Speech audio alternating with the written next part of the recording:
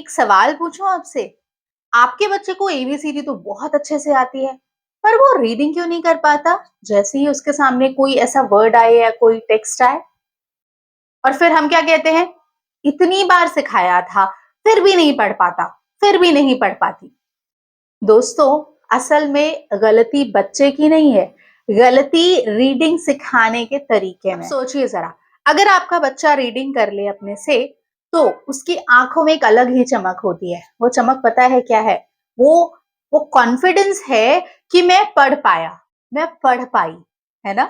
Hello my YouTube learners. So आज के इस वीडियो में मैं आपको बहुत सिंपल, साइंटिफिक और प्लेफुल तरीका बताने वाली हूँ, जिससे आप अपने बच्चे को बहुत आसानी से रीडिंग करना सिखा पाएंगे। दोस्तों, अगर आप भी चाहते हैं कि आपका बच्चा भी रीडिंग करे, वो खुद बोले कि मम्मा मुझे भी पढ़ने दो, मुझे पढ़ना है, तो इस वीडियो को एंड तक जरूर देखिएगा, क्योंकि आज के वीडियो में मैं आपको एक टीचर के तौर पर सोल्यूशन नहीं दे रही हूँ, एक पेरेंट के तौर पर सोल्यूशन दे रही हूँ।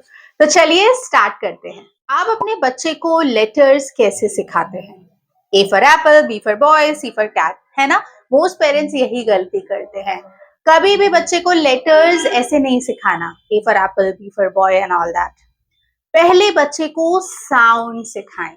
ठीक है, बच्चे को हर लेटर का साउंड सुनाना है, जैसे कि ए एज इन अ, बी साउंड्स ब, एंड सो ऑन। इस तरह से आप बच्चे को लेटर सिखाएंगे। बट एक बात का आपको हमेशा ध्यान रखना है कि सारे लेटर्स एक साथ ना सिखाएं। अगर आप लेटर सिखा रहे हैं तो वन गो में, एक बार में 5 लेटर के साउंड ही उन्हें सुनाएं और सिखाएं। नाउ स्टेप नंबर 2 में, अगर आप बच्चों को साउंड सिखा रहे हैं लेटर का, तो हमेशा घर की चीजों से ही सिखाएं। ठीक है, ऐसी चीजों से ना सिखाएं जो बच्चे ना देखा ना हो, जो महसूस ना किया हो। ठीक है, घर में जो भी चीज अवेलेबल है ना, उसी चीजों से लेटर सिखाएं, जैसे B as in ball, C as in cup, D as in door and so on. ठीक है, तो मैं कहती हूँ कि रीडिंग बुक से नहीं, रीडिंग हमारे कमरे से ही शुरू हो जाती है, या हम जहां रहते हैं उसी इन्वायरमेंट से ही रीडिंग शुरू हो जाती है। नाउ स्टेप नंबर 3 है कि जब बच्चा साउंड सीख जाए ना, तो उन साउंड को जोड़ना सिखाएं, उन्हें ब्लेंड करना सिखाएं। जैसे क एट कैट, ब एट बैट।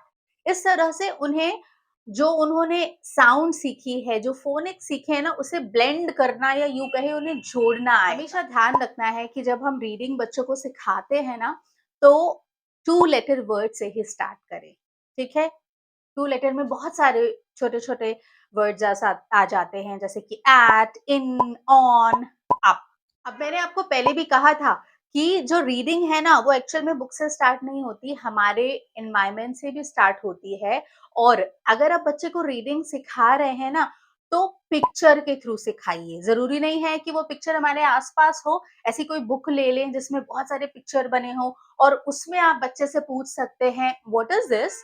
अब अगर बच्चा हिंदी में बोल रहा है, no need to be worried, आप उसको रिपीट करके बोल दीजिए, this is ball, this is door and so on.